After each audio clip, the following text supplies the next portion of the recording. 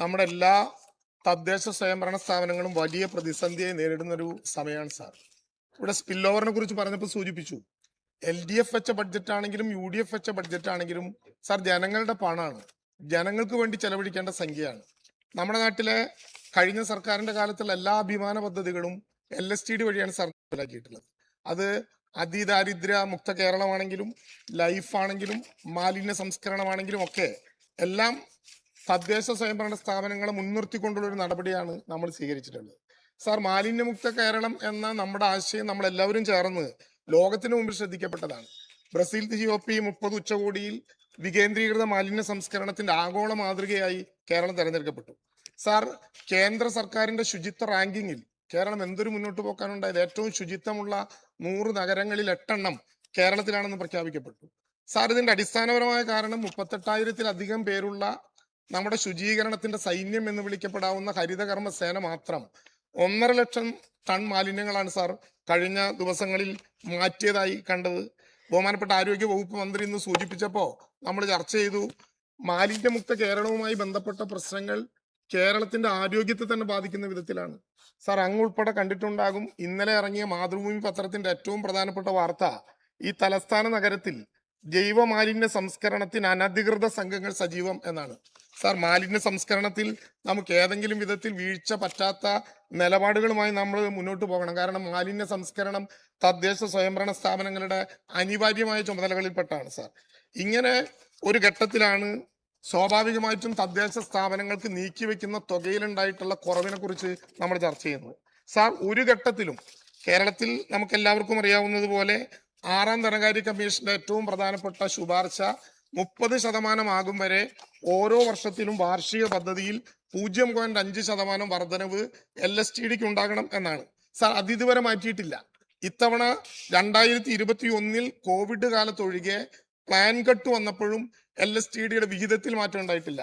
Sir, ഇത്തവണ നമ്മൾ അവതരിപ്പിച്ചതിൽ LSTDക്ക് 1533 ആകെ കുറഞ്ഞു എന്ന് മാത്രമല്ല സാർ, അതിനകത്ത് SC സബ് പ്ലാനിൽ 236.70 കോടി രൂപയുടെ കുറവാണ് സാർ.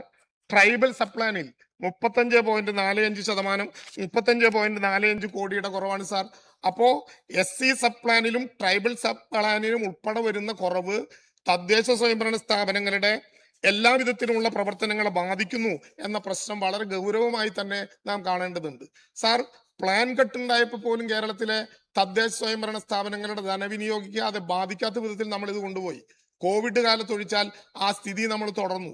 ഇപ്പോ കേരളത്തിൽ ബഹുമാനപ്പെട്ട മുഖ്യമന്ത്രി പറഞ്ഞതുപോലെ ടോട്ടൽ പ്ലാനിൽ 35,000-ൽ നിന്ന് 30,000-ലേക്ക് അതിന്റെ സൈസിൽ മാറ്റം വരുമ്പോഴും LSTDയെ പോലെ ഒരു വിഭാഗത്തിന് അത് ബാധിക്കാത്ത വിധത്തിൽ കൊണ്ടുപോകേണ്ട ഗുരുതരമായിട്ടുള്ള പ്രാധാന്യം നമ്മൾ ആ കാര്യത്തിൽ കാണണം. സാർ, കേന്ദ്രവീതം കുറഞ്ഞതിന്റെ പേരിൽ LSTDയെ മാത്രം ബാധിക്കാവുന്ന ഒരു സ്ഥിതിവിശേഷം ഉണ്ടാകുമോ? മറ്റു വകുപ്പുകളെ പോലെ നമുക്കത് കാണാൻ കഴിയുമോ? വെട്ടിക്കുറച്ച കേന്ദ്ര നടപടിക്കെതിരെ അത് പുനഃസ്ഥാപിക്കണമെന്നാവശ്യപ്പെട്ടുകൊണ്ട് ഹിമാചൽ ഉൾപ്പെടെയുള്ള സംസ്ഥാനങ്ങൾ കേന്ദ്രത്തെ സമീപിച്ചപ്പോഴും നമ്മുടെ നിലപാടെന്തായിരുന്നു എന്ന കാര്യത്തിൽ വളരെ ഗൗരവമായി നാം കാണേണ്ടതുണ്ട്. സാർ, ഈ ഗൗരവപ്പെട്ട വിഷയമാണ് ഇന്ന് സംസ്ഥാന ഗവൺമെന്റിന്റെ മുന്നിൽ ഉന്നയിക്കണം എന്ന് ഞാൻ പറഞ്ഞത്. സ്വാഭാവികമായിട്ടും സ്റ്റേറ്റ് ഗവൺമെന്റിനെ ബാധിക്കുന്ന തരത്തിലുള്ള പ്രശ്നങ്ങൾ താഴത്ത് തദ്ദേശ സ്വയംഭരണ സ്ഥാപനങ്ങളെ ബാധിച്ചാൽ, സാർ, നേരത്തെ ഇവിടെ പറഞ്ഞതുപോലെ സ്പിൽ ഓവറിൽ ഒരു മാറ്റം ഉണ്ടായാൽ അത് ഇത്തവണ കൂട്ടിക്കൊടുക്കാൻ എന്ത് തർക്കമാണ് ഉണ്ടാകുന്നത്? സാർ, ഏതെങ്കിലും വിധത്തിൽ കഴിഞ്ഞ ഗവൺമെന്റിന്റെ കാലത്ത് അത് കൊടുക്കാൻ പറ്റാത്ത മൂന്നാമത്തെ ഗഡുവിൽ കുറവ് വന്നിട്ടുണ്ടെങ്കിൽ അത് കൊടുക്കാൻ പറ്റുന്ന സാഹചര്യമില്ലേ സാർ ഉള്ളത്? അതിന് കൂടുതലായി സ്പിൽ ഓവറിൽ വേറെ ബഡ്ജറ്റ് വീതം കാണേണ്ടതുണ്ടോ? ഇത്തവണ എടുത്തു കൊടുത്ത് അതിന്റെ പ്രശ്നങ്ങൾ വീണ്ടും വന്നാൽ അധികമായി തുക അനുവദിക്കുകയോ അല്ലെങ്കിൽ ഇതേ നടപടി തന്നെ തുടർന്ന് കടന്നു പോവുകയോ ചെയ്യേണ്ട ഒരു സാഹചര്യമാണ് സാർ യഥാർത്ഥത്തിൽ ഉണ്ടാകേണ്ടത്. ഇത് വളരെ ഗൗരവമായി നമ്മളെ ബാധിക്കുകയാണ്. സാർ, ഞാൻ അവസാനിപ്പിക്കുന്നു.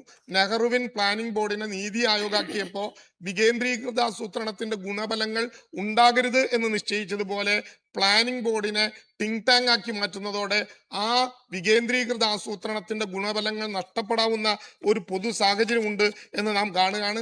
സാർ, ഇക്കാര്യത്തിൽ പോസിറ്റീവായ LSTD എന്ന തദ്ദേശ സ്വയംഭരണ സ്ഥാപനങ്ങളെ നമ്മളെല്ലാവരെയും ബാധിക്കുന്ന വിഭാഗത്തെ ഗുരുതരമായി ബാധിക്കുന്ന ഈ പ്രശ്നത്തിൽ ഗവൺമെന്റ് ഒരു പോസിറ്റീവായ മറുപടി അല്ല പറഞ്ഞത് എന്നുള്ളത് കാണിച്ചുകൊണ്ട് സാർ, ഞാനും എൻ്റെ കക്ഷിയും വാക്കൗട്ട് ചെയ്യുകയാണ്.